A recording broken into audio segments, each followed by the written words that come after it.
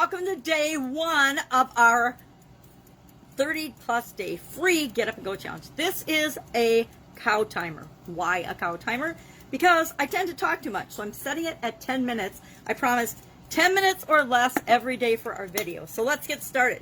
I want to welcome you for making an absolutely fabulous decision for you to get and create something automatic in your life that we're going to experience for the rest of our lives.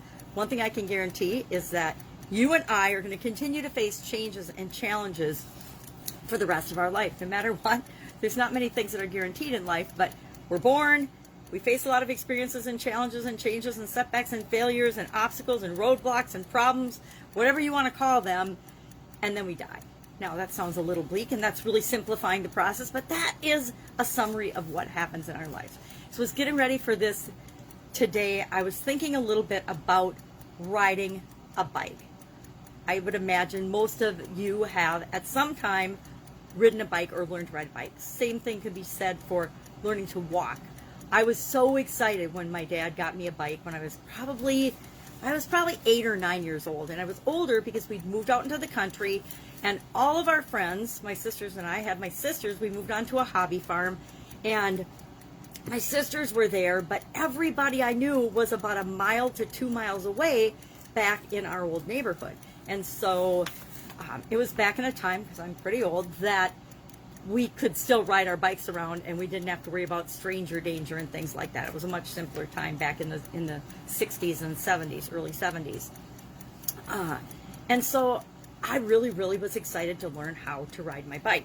And then I got on my bike and realized that it required a whole lot of skills and things that I didn't know how to do. I didn't know how to balance. I didn't know how to pedal and balance at the same time.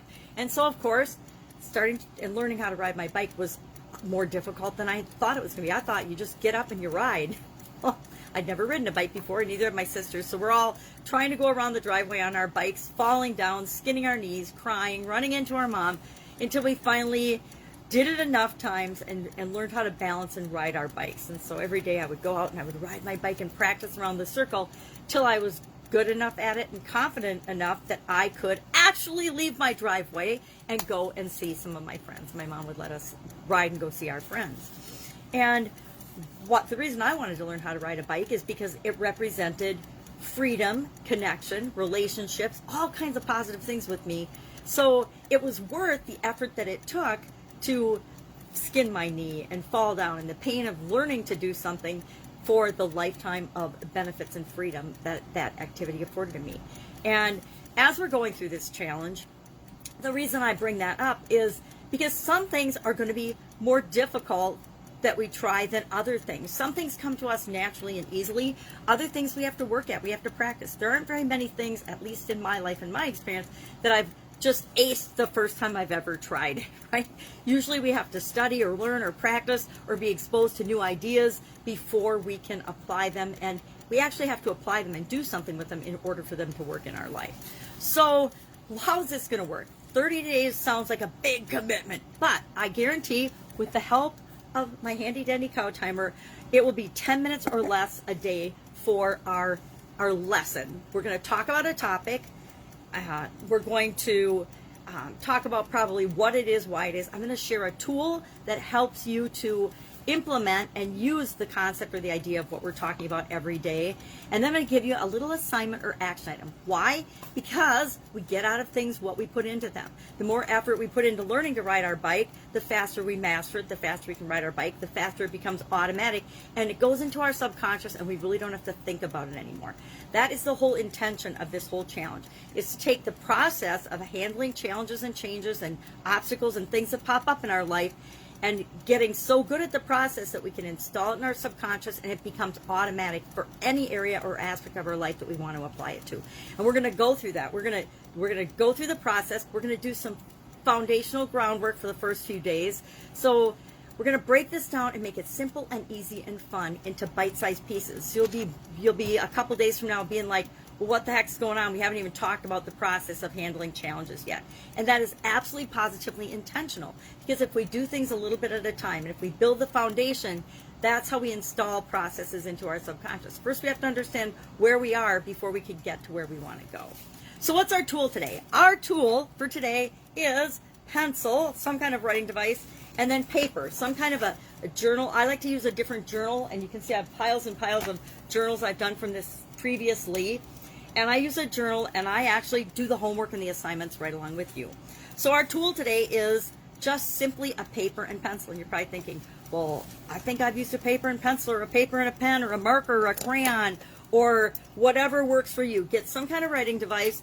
You won't have to take a lot of notes, but you want to be able to capture the few ideas and the key things that speak to you, that are important for you to remember. It's going to be different for each and every one of us. But I take notes and write down every day what's the tool I'm using. Paper and pen. Well, how am I going to use that? Pretty easy. Just make sure every day for the rest of the challenge, you got at least a scrap of paper, maybe just a Post-it note, whatever, a napkin.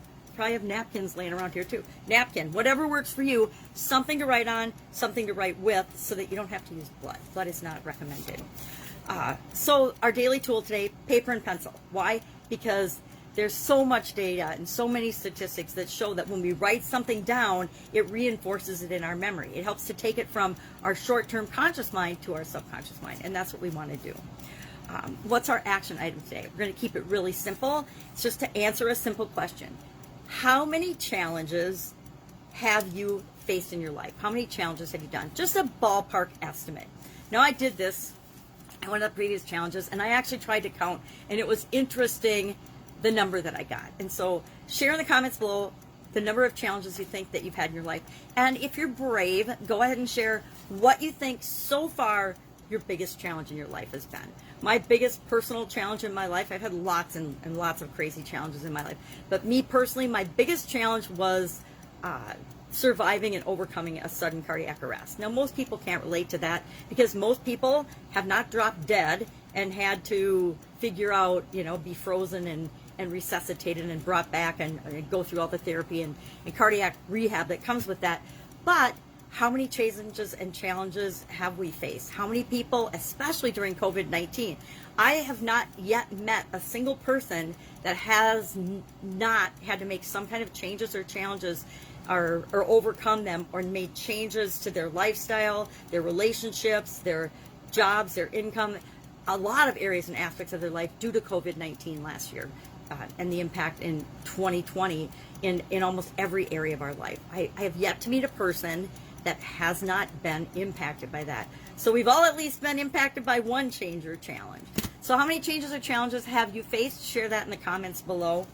Any questions? I'm going to pop on live at 11 o'clock. I decided to pre-record this instead of doing it at 11 because a lot of mornings I have my granddaughter with me, but since it's Sunday, I don't have her today. So I wanted to make sure that it got recorded and we could get all the information out so that you have a feeling for what's going to happen over the next 30 days. 10 minutes, quick and easy, daily tool, action item, boom. Questions? Go ahead and post them below. Looks like I'm getting close on time.